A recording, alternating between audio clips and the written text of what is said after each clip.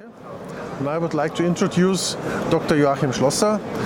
He is Manager Application Engineering by MathWorks, and he will tell us a very interesting topic about simulation and obsolescence of components in the embedded area. Please go ahead. So what really caught my eye, Mr. Patilai, during the Electronica and also in some recent publications before the Electronica trade fair was the topic of obsolescence. Obsolescence meaning that components, processors, peripherals go basically out of maintenance, are no longer available, and all the manufacturers of devices, of the developing organizations have to cope with this problem.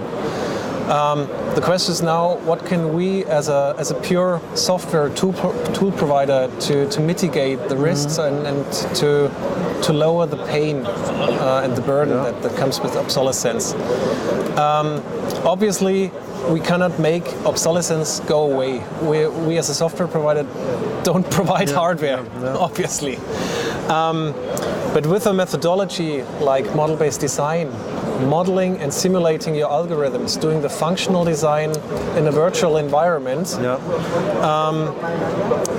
moves you one step away from the hardware, and thus making it easier to reapply the same functionality to a different set of architecture, using code generation, and thus being a little bit more independent of what's really behind the scenes on the processor. But is this really,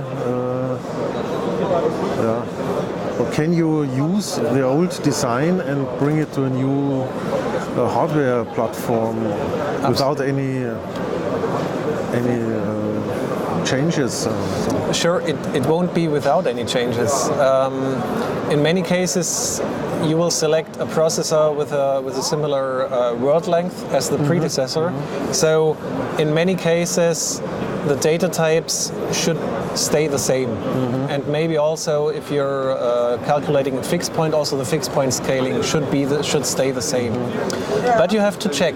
There might be some data types which vary in size, and this can easily be adapted on the model level and also verified numerically on the model level. Because if you wait with the verification until you really go on the processor, it might be too late. Some 10 years ago, Ariane 5 launched, the Ariane 5 launch, and the catastrophe that happened showed us what happens if you run into obsolescence risk using an old algorithm and without any testing, reapplying it to a new hardware. And this is something where we as a tool provider can help. But does it mean you have to cooperate with the hardware providers, the MCU suppliers? For sure, it's useful, but it's not absolutely required. Since the code that falls out of the code generator embedded coder out of Simulink can be ISO ANSI code, but it also can be tailored towards the specific processor to use certain intrinsics, etc. The thing is, those intrinsics are configured via the code generator. They're not part of the model. So the model, the functionality stays the same. The generated code can change and can be adapted. And moreover, when you use the code and when you generate the code, you also should verify that code. So for example, that you ensure that no array out of bounds occurs, that no overflows, underflows occur. And you should use the polyspace code verification to actually do that. And this is one means to mitigate the risk of obsolescence when moving to a new architecture.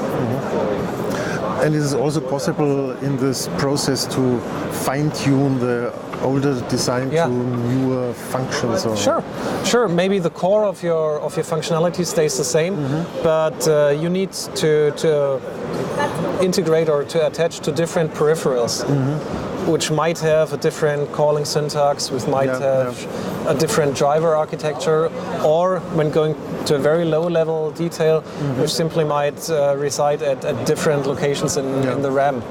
But since it's all on the model level, you can easily configure this and have your algorithm stay the same. Okay. So obsolescence is a hardware problem, but it can be mitigated using model-based design with Simulink. Okay. Thank you very much. Pleasure.